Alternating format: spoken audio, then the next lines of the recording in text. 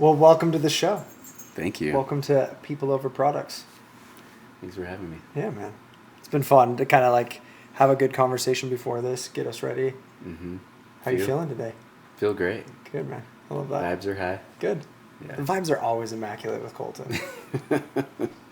Awesome.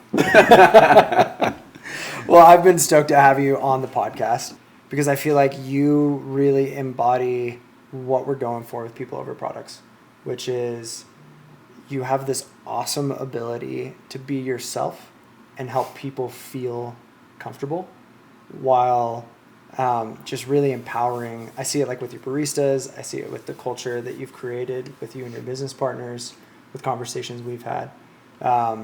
So I'm just really excited to have you here, and I'm excited that you said yes. No, thanks for having me. I'm pumped. What a compliment to start out. Yeah. So I think the question that I want to start out with, I think it's always better when we get the guest to kind of tell us a little bit about who you are. Mm-hmm. So Coulton Main, and what do you do? We've got some of your product kind of scattered. Yeah, there's some of my stuff scattered in the background. Where's Waldo in the background? Little plugs. We have it here. We can cheers. Yeah. Ching ching. Some cold brew coffee. It's PG. I guess 13. PG-13. Whatever. Yeah, depending on that. Yeah, so I am in the midst of running a coffee business. Cool. A cafe. Right now, one. I've had two in the past. Working on opening a new second location, which will be really awesome. Before that, I've spent some time in the renewable energy space, a lot of time, about 11 years, and also in tech space. Cool. Yeah. Now here we are with Midway Jerks. I love it. Yeah, fired up about it. So it is Midway Coffee, Midway Jerks. Help us kind of understand what that is. So being a little sly here, right? So midwayjerks.com, Instagram, Midway Jerks. Cool. Coffee shop, first one. I would love to be Midway Jerks. Will be again one day. Yeah. But Google Maps, little thought towards how people are going to find us. Mm-hmm. Switch it to Midway Coffee for now. Okay. So if you Google us, jump on Google Maps, look up a coffee shop, great thing, we're going to pop up because it's in our name. Yeah. But eventually we'll transition back to Midway Jerks. Cool. At some point. So what's the story behind the Jerks? Yeah, behind the name Jerks, it has a lot to do with the brand and the development that we kind of did. All of us partners, there's 4 of us today. We really wanted Midway to be very fun. And some of the messaging on like our concentrate bottles that we have, you know, there's little messages like coffee's coffee. Why not make it fun? FYHY.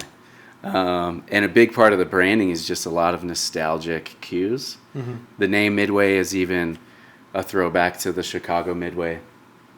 Way back in the 1800s when the Chicago World Fair was happening. That was very cool time in history. A lot of ties, 3-piece suits, fancy stuff, top hats, all that stuff. So the World Fair in Chicago was art exhibits, museum, you know, really fancy stuff. But the midway point was where you'd go for fun and games and belly dancers, circusy kind of stuff. Cool. And so we wanted to use the Midway name because of that. And the Jerks portion comes from like the 40s and 50s, like ice cream and soda bars, like at the pharmacy or the general store. Like you'd pop in your small town, and the kid or person serving you was like done up in a tie, all white, and they were a soda jerk. Okay. Yeah. So that's what they used to call them, soda jerks? Yeah, I didn't know jerks, yeah. So we just kind of melded those things together. Yeah, Midway awesome. Jerks. Yeah. And like the branding and everything around it, is that kind of where that all came from as well? Mm-hmm. That's cool. Yeah, just like a lot of nostalgic cues, being really fun. Our color palette and branding is all really light and fun, which we wanted it to be. Even though you're having really delicious coffee, like this cold brew is very expensive, but none of our marketing or branding is going to tell you that because we want you to come in and experience something instead. I love that. Yeah. I love that. Mm-hmm. So I wanted to kind of talk a little bit about where you're from Mm-hmm. So you grew up in Florida. Yeah, I'm And then- a Florida man. Yeah, I love that. We love Florida, man. Without the headline. Yeah, I'd say you're rather PG for Florida, man. Super PG, for sure. Yeah, I grew up in Southwest Florida, Naples, Florida, which is, there's basically one or two cities above the Everglades, and then everything else is just the Everglades all the way to the Keys. So spent a ton of time on the water, beach, fishing, anything water related. Cool. I was doing it down there. And then you moved to the desert. And then I moved to the desert. Yeah. Yeah. Was lucky enough to spend time as a kid traveling west to California. Yeah. All my extended family's in California. So spent time going to the Sierra Nevadas, Tahoe, all around as a kid. So I always loved the mountains. Yeah. Yeah. I mean, Tahoe's hard to beat. That's one of like my favorite places. It's great. It's just beautiful. Mm-hmm. So you grew up in Florida, Mm-hmm. and then did you just get fascinated with the Chicago kind of World Fair, and that got pulled in, or how did you get from Florida boy to Utah and Mountain opening Man a coffee shop to Chicago, Yeah, right? Yeah. Or maybe we can go back and kind of like what was growing up in Florida like, and how do you feel like that experience kind of created or helped contribute to who you are today? Yeah, growing up in Florida definitely, like everybody's childhood, contributes a lot to who they kind of become later on. Not always. Yeah. Kind of uplift, right? But amazing family. My mom and dad, they're so special. Actual angels here on earth, which is really nice. But they're both super entrepreneurial. So my dad started a marina when I was 1 with his dad, Gulf Shores Marina, which was around for 34 years before he sold the business. And my mom was super entrepreneurial too. I mean, I remember her bopping around in the typical jazzercise outfit, scrunchy socks, Reeboks headband. Yeah. But then she also started teaching moms about how your body is working, how your child's body's working through pregnancy all the way through your first year after the child was born. That's cool, man. She started doing that with the hospital and then created her own business called Preparing for Birth and Beyond, and has taught hundreds and hundreds of moms all about the stuff that you need to know. That's really cool.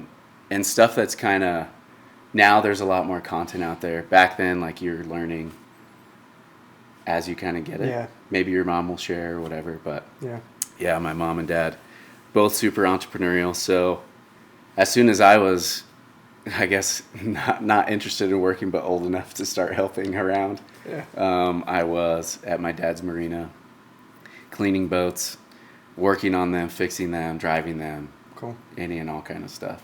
So that definitely gave me my drive that I have today, is growing up in that. Yeah. Yeah. I think that's super important, man. I think it's really important that you learn that you get back when you put into things, right? At a young age. Like, here, I'm going to go work. And you get a lot of, I don't know, I feel like that just pays dividends throughout your life. So it's cool to hear that your dad kind of, that was the way my parents were. They were like, all right, get to work. Like, we got to teach you how to do some stuff. Yeah, you got to do it. Yeah. It's good. Yeah, it was really fun. My dad, when I was a shithead, if we can cast it on here, which would happen often as a young man. Yeah. Anyways, one of those times clocking in at the shop, I was probably having to come in and like scrape barnacles or something. Yeah. Not super fun, but became valuable later. He's like, hey, you're my son. You're the boss's son. Like, everything that you do in here needs to be bringing value to the business. And if you're not doing that, then hopefully nobody sees. And if that's the case, just go home. And so it was like, well, okay, I do need to be more important on the things that I'm working on, even if it's just cleaning boats or filling oil jugs or whatever. Yeah. Just needed to be more mindful, which was helpful once I started to take in what he was saying. But that takes time when you're a teen. It does. It does. My dad always talks about how there's like this kids go into like this tunnel. It's like a clear tunnel, and you're just like yelling at them, banging on the glass, and they're just bopping through life for about 4 years in the teenage life, right? Yeah, that's a great way to do it. Yeah, it's just like, come on, man, please. Yeah. Yeah, but it turned out all right. Turned out great, right? That's how it goes. Yeah. Yeah, so ended up coming to Utah, moved here with my ex-wife, was super down to move to the mountains. Yeah. Whenever you grow up in any place, you lose some perspective, I guess, on what you have or where you're at. Right. Or you just get a little bored with it. Right. Yeah. So grew up in Paradise, was totally fine to move away from the tropics to the high desert of Utah. Moved here, got started right into solar when I got out here, and then just started enjoying Utah. Yeah. Taking in all the adventure, doing everything I could to play outside, all that stuff. Yeah. Yeah. I mean, Utah's a good spot for that. Mm-hmm. I loved, we were talking, I think it was last week, about this app you've got. So, fun plug for Coulton on the Harley. He's got this really cool hobby where he just loves to just rip through the mountains. Yeah, I do. Not unique if you have or like motorcycles. Oh, that's cool. Yeah, have a Harley. Super fun. Getting in as much of it as I can. Yeah. Rode it here today. Yeah. But I got this little tracking app because I know the miles I'm doing, feel it in my butt at times. Yeah. But I thought, man, it'd be cool if there was like a Strava for riding motorcycles, which I found something that's pretty good. Yeah. And so started, recording the mileage. I think I got it week or two ago. Yeah. Like, I don't know, 600 miles on there so far. Nice, man. I ride it a lot. Yeah. That's cool. Well, I wanted to hear a little bit, maybe ask you a little bit more about what it is that you feel as a business owner. How do you feel like you stay focused on the people? Because I feel like you do a really good job, just the few times I've been in your shop, of making your, I want to say coworkers, making them feel like you're excited to have them there, like it's a fun, I don't want to say family because that just feels too worn out, like we're a family, but yeah, sure. Like I feel like you have this really cool way of balancing being the boss, but also keeping everything together and having it be fun. Yeah. I'd say the culture that's developing today still always developing. Right. Amongst the jerks, which is what we call ourselves. That's a big part of it. If you have some type of naming convention for your little work crew, it instantly starts to add some camaraderie. Cool. So that's just like a small thing, like, hey, we're the jerks. All of us are hearing it together. And then just through past work experiences of my own and being in and out of corporate America, different levels and intensity of how that goes. Yeah. I went into firefighting for a short time earlier, so I've had lived some different lives. Yeah. But all those different experiences just have helped with perspective. And I think some of the smallest things that I've used that have been helpful with baristas or anyone that comes to work for the jerks is being mindful of, little combos, or little thing that's going on or whatever, right? Someone comes in and one of the jerks is introducing me to like a friend or something, right? Yeah. It's like, oh, this is my boss, this is Colt. And I was like, hey, it's good to meet you. Yeah, we work together. Like just a little thing where it's like, we're here together in the shop, we're doing it together. Yeah. Focusing on the people component is a big part of our brand. We want you to have more of an experience, and that is 80% your interaction with us when you're there. The brand and fun stuff, you're interacting with that a little bit, but it really is like way more of the majority comes from how you're interacting with us as a team, and just being fun and light and there with them is the biggest thing that's really helped focus on that. I like that. It's like you growing up. I wanted to talk about that. Can we? Yeah, we about can jump in like that. Asthma, about kind of. Oh yeah, get into that. Well, I feel like that was there's a cool story with. I feel like there's. I mentioned a bunch of stuff. You have an experience about like almost drowning. Oh yeah. Do we want to talk about that? Yeah, I'm down. Yeah. Sorry, I feel like that one's The like firefighting is fun. That's a big experience. I didn't have anything super. Yeah, I just wanted to. One of the other things you were telling me off camera before this was some of your experiences in childhood, And I think that there's a lot that people can gain from that, and kind of how to turn hard things into triumph, or how to kind of let the hard things refine you as a person. So Yeah. So Cool. you could share that with us a little bit. Yeah, sure. So, had childhood asthma real bad when I was a kid. Obviously, being a childhood, but and one of the things about it, if you haven't had asthma or haven't been super wheezy, and you want to experience it, just go ahead and find a coffee straw, hold your nose closed, and then just breathe through that. That's it. So, asthma's wild. Always had like a postnasal drip and sinus stuff from that. Even today, still do. Gotten over the asthma component, but that was a big part of what I think has motivated me so much, because there was so much of that happened when I was a kid, like a baby, right? I was like a little bubble baby for a time. Yeah. And then I remember having to go to the asthma specialist. My mom and I, or my dad, we would rally up to Sarasota, and they had a Miata back then. Nice. So we'd jump in the Miata and rip up there, do the asthma test, and it was always hard and super frustrating at times. I eventually just grew out of it, out of the asthma stuff, but that was something where it was like, oh, okay, my body, maybe before full consciousness, was already stressed just to be around physically, and then had to grow out of that into my childhood and kind of like earn into when I didn't have an asthma attack, right? It made like a non-asthma related event really awesome. Yeah.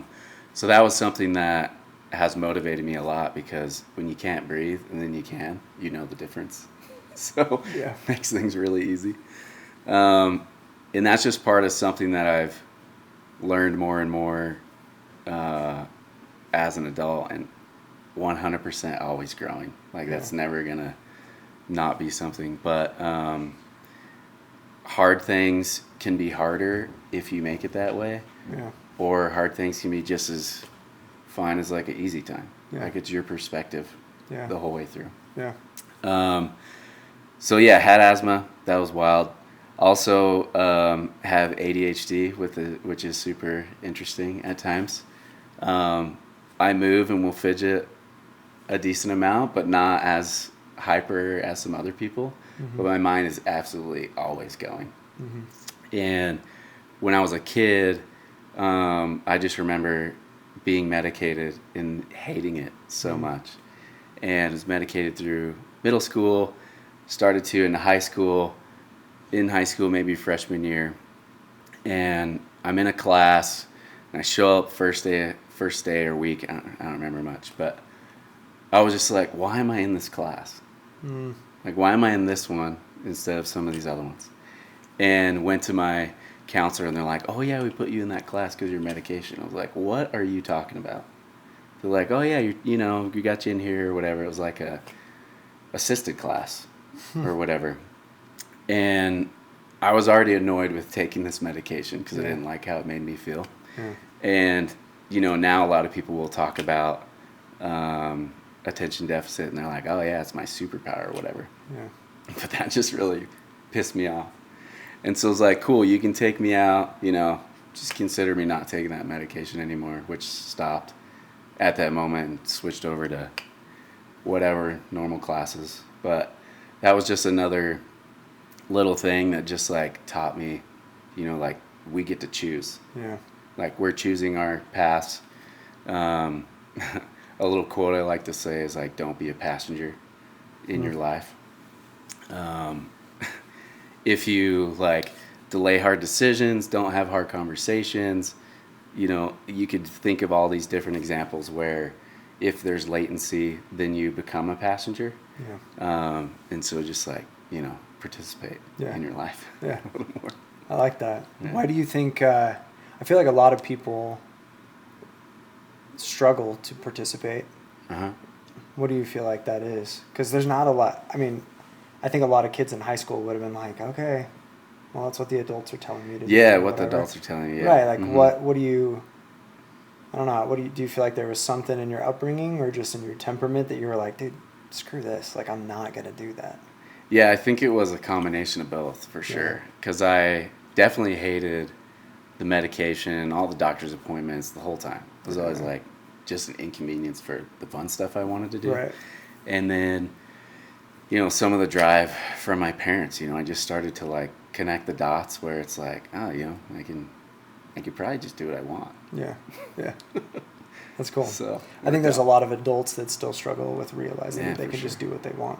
Mm-hmm. That's kind of been this thing that I've been on this journey with the past couple of years is like, I can just decide to go and try and do a podcast. I can go and just talk to people and say, hey, we can go and do this thing. Mm-hmm, right. Yeah, and here you are. Yeah, and we can build things, right? And I imagine I feel like people, they hit a point where they have to decide whether or not they're going to push through and start, like you said, stop being a passenger in your life and start driving the boat, maybe in Florida or car or whatever. Right? Yeah, just like participating, because there are things that we have zero input on. There's lots of stuff happening in and around us, but the stuff that you have input on, like, you should. Yeah. That's one of the biggest things I've figured out. For sure. Yeah. But yeah, it's kind of like a, I don't know, blend of all this random stuff. You know? I love it though, man. Yeah. Somehow I'm obsessed with water, but I almost drowned when I was a kid. And then it's like all these different things, like, oh, they wanted me to do certain things in school.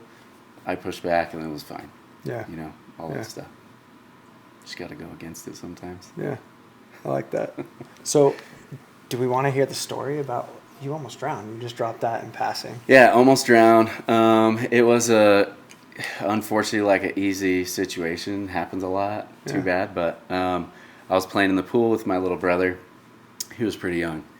We were playing with like an old Rubbermaid tote. It was like a bluish color, and it had a lid that'd flip over, and it had some like clasps on the lid. Just like a random 90s tote. Yeah. Everybody's house had one. Yeah. So we were messing around, playing in there, jumping in and out of it with it on the step. There's a bunch of water in there, in the pool, super chill. My mom was doing something. I think my dad was maybe doing yard work. They had a big yard, so he could have, I don't know, could have been anything, chainsaw, whatever. Yeah. And then we were jumping in and out of the tote, having a ball, just a couple little buddies. Yeah. And then I remember jumping in, lid closed, because I think we could have maybe been doing like a little peekaboo situation. Right. Or I was being the older brother, like trying to be cool with my little homie. Yeah. But anyways, one of the times that the lid closed, the latch is just like clasped shut. Oh. And then I was like, okay, I can't get out. I was like, let me out, Dave. Pushing on the roof or whatever. And he was a little guy, like trying to, but still pretty small. And then tote slipped off of the step, starts going underwater, filling up with water. That was sucky, being stuck in a box. And then didn't drown, obviously, being here, but was pretty close. And somehow, like, one of the hatches just, like, hinges just kind of broke, and I was able to squeeze my way out and get to the side of the pool, but it was wild. That is. Yeah. So how do you... I feel like that changes a kid, no? Yeah, for sure. Yeah, definitely. I mean, back then as a kid, it was like, okay, well, now you know what drowning is like. Yeah. So that's not scary anymore. Yeah. And then, I mean, I guess that's something that you maintain, moving on, but yeah. Wow. Mm-hmm. So do you give your brother a hard time about it? No. I don't think he remembers. So how old were you? I'm not sure. Yeah, just a little kid. Probably. But it's like one of those burn in your mind kind of memories. 5 or 6. Like, wow. Yeah. I think a lot of times people, they really have their life gets a lot of downloads in their 20s, whether that's college, whether that's their first job. Is there something that maybe in that time period for you feel like really set the stage or helped transform you into the person that you are today? Definitely. Yeah. Yeah. That's a great question. I'll go a little earlier than college. Okay. Now that you talk through that I'm remembering some stuff. Yeah. So I was so quiet Also, and shy. This cold brew is great. The cold brew is good. Glad you like it. It's only my second one today, so I'm feeling pretty nice. That'd probably be surprising. If you've worked with me or know me, then it would be surprising that I was like a quiet, shy kid. But I was. In middle school, so quiet. Remember getting my first girlfriend on AIM, chatting it Yeah, up. you did. And then I would sit next to her at lunch in the cafeteria, say 0 words to her. I would just sit by her. So anyways, I was super shy. Get into high school, I was like, being shy is lame. Yeah. So then I was a little less shy, right? Okay. It helped I was an athlete. I played soccer in high school. Got to play varsity soccer with my older brother when he was a senior. I was a freshman. And then when my little brother was a freshman or sophomore, he got on the varsity team my senior year. And we also got to play against each other, opposing teams that time. Scored on them a couple times. But then just started like gaining a little more confidence. And then in college, started learning into myself a little more, and heard this quote, kind of like storyline was how it was presented to me. So I'll do the same for you. Yeah. So think back on a super annoying situation that you've maybe had. You got to have at least one, right? Yeah. But you think back on some of these situations, and then think about how the outcome might have adjusted if you were just an asshole for a second. So that was how I heard that for the first time. Okay. Was like, man, think of this weird, awkward situation. Then what if you were just a jerk? Like, what if you were a little bit selfish? Was the way that I started to take it in. And that was a big perspective change for me in college, because I have a lot of love to give and like live on joy and all that stuff. But you can be taken advantage of if you're not just a little bit selfish in how you're moving about in the world, Right. So I heard that quote and was like, oh my gosh, how crazy is that? Because as I gained more confidence and comfort talking and being around people, being more bubbly or whatever, then you could just like people please, This could be a pretty easy part of that. But hearing that and learning it, I was like, that is actually some like so cool. What a great perspective, and has been a massive change for me.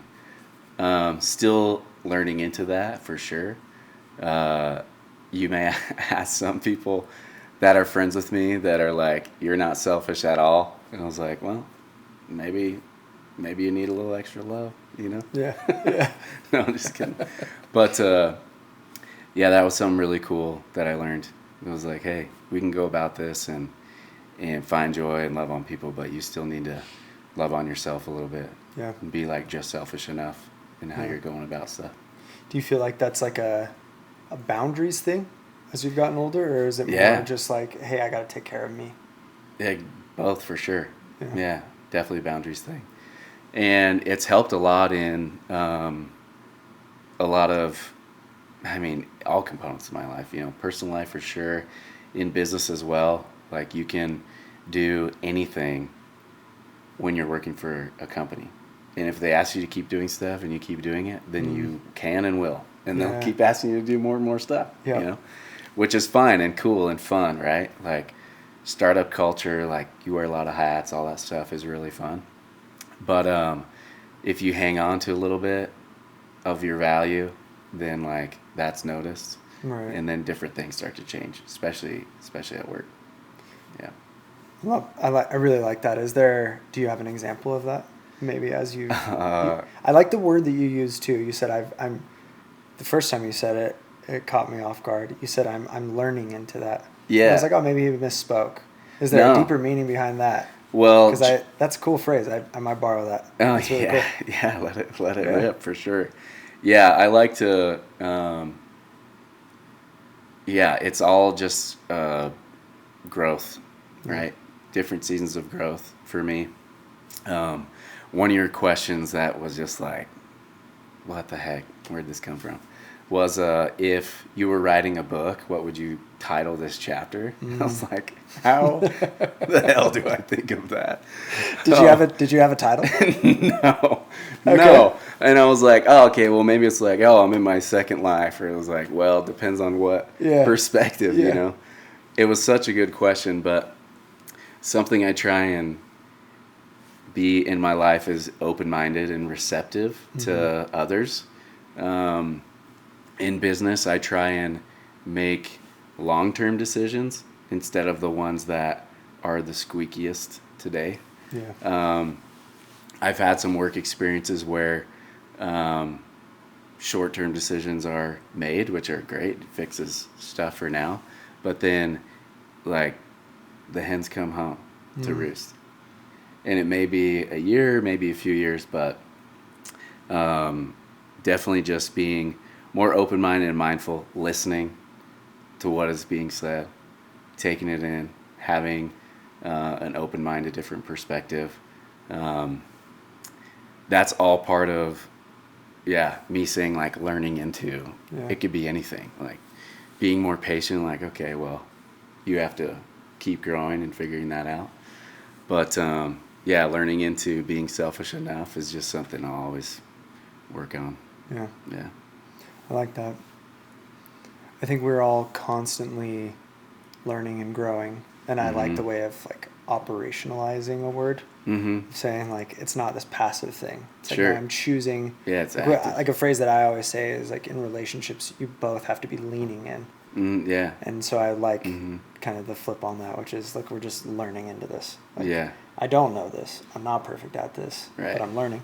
And we're gonna figure it out over time. Yeah, definitely. A friend of mine used a different version too. Feel your way through different things. Yeah. And I was like, oh man, what a great perspective. Yeah. I like that. The reason why I asked the question on what chapter would you call it is I've been trying to do this thing where I journal. And everybody, like, for years has been like, dude, you should journal. It's really good for you, whatever. And I cannot do it to save my life, man. Same. I sit down and I'm like, what do I write? Right? I keep trying too. Yeah. My phone tells me, hey, we noticed, because your phones notice what you're doing. Yeah. Do you want to write something about this concert you went to? And I was like, that'd be no. nice. Maybe one day. Yeah. I'll get back to Yeah, that. I mean, I'm super down to write about a concert that we were at together. Yeah. One day. Yeah. Yeah, go on about journaling. The reason why I was thinking about it is I think a lot of times, I like this I'm sometimes really good at remembering quotes and other times I botch them, right? But Same. the one that came to mind was you have to start to believe, and it kind of gets back to what you were saying, you have to believe that you're the main character in your story. Like, you're not a supporting role. You're not an auxiliary character. You're not a stand-in, right? Right. You are the main character, and you get to decide what the title is of this chapter. So what will that be? Yeah, it's very cool. And this past, like, month has been kind of rocky for me. And I think the thing that kind of I always come back to when my life gets hard like that is I'm in the process, or when things are hard, it's keep leaning in or learning in, right? And it's that there's enough resilience to keep wanting for progress, to keep pushing for progress. And so I don't know what that chapter title is either. Yeah. But I think it's like in the in-between or something, right? Or like... dot. Yeah, dot. Do that. I was like, dot, Chapter 3, exclamation dot. point. I don't know what we put in there. Yeah. Oh, that's great. A few of your questions, they were all so good, but a theme I saw was alignment, or staying aligned. Yeah. And what do you do here? What do you do there? With or without challenges? Or there was a lot. It seemed that alignment was a common theme. Yeah. And I'd say that family, for me, of course, they're a massive part, but also, like, really valuable friendships, for sure, are one of the biggest things that keep me aligned. I'm here in Utah.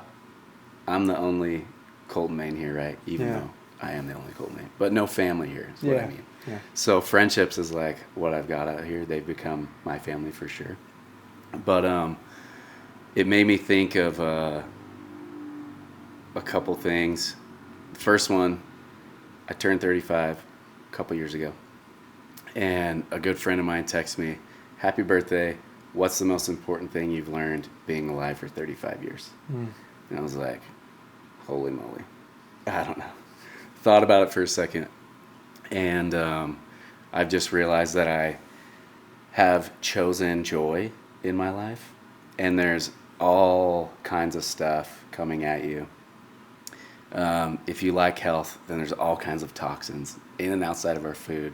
And you have to find the balance, right? But it's the same thing emotionally. People's energy, all kinds of different stuff is weighing on you. But that was a perspective that I'd decided to just hang on to, was joy, which has been super helpful because life can be real tough. Yeah. For sure. Yeah. And I think that's the commonality. Like, maybe the chapter title is "It's All Hard." It's all hard. It's choose all hard, your hard. So be though. happy instead. Yeah, but like choose your hard and find joy in the process. Yeah. Or maybe finding joy for you. Yeah, a couple, and all your questions. I just was writing little tidbits, trying to think about what I'd say. But it just kind of goes back to like we get to choose. You know, your emotions. You're the only one who chooses those, no matter what. Like you get to choose that. In business, my perspective there would be, facts don't have feelings, and you can still treat people like really well, but also be factual. You know, be data driven, all that stuff. Yeah, all the boring business stuff. Yeah, I like that. Well, Coulton Main, this has been awesome. Thank you. Do you have any last like little? We've gotten so many good nuggets of wisdom. Gosh, I don't know. No, dude, it's been great. I genuinely have loved hopefully. our conversation. I've learned a lot, and I'm sure other people will get a lot out of it. So, Thank you for coming. Is there anything? I know we've already mentioned you're the owner of Midway Coffee. It's downtown in Salt Lake City. If you're in Salt Lake, please go check out his coffee. It's awesome. Can we talk about exciting things to come with maybe number 2 coming up? Probably could. Can you? Yeah. I'm not sure. Maybe a little soon. A little plug? Well, okay. So in the coming weeks, there will be actual PR that happens, but new location that we're working on in downtown Salt Lake as well. Cool. We'll be at a super awesome property that is being revitalized as we speak, which is great.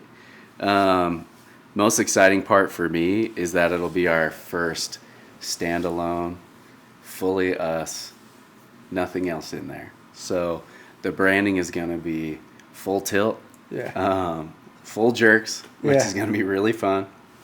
But in the meantime, if you're in Salt Lake or Utah, pop down to our shop. If you Google Midway Jerks or Midway Coffee, it'll come up. Cool. We're near 3rd East and 3rd South. Have these delicious cold brew concentrates and beans that we can ship you in the mail. Send some to Florida and California and all over the place. Cool. I guess that'd be my shameless plug. I love that, dude. Yeah. No, that's exactly what we wanted. Is there, I think, thanks again, man. Thanks for making it here. Thanks for being an awesome friend. Thank you for sharing your wisdom and just for being who you are. I think when you show up, you make every room a little bit better, and that makes us all a little bit better.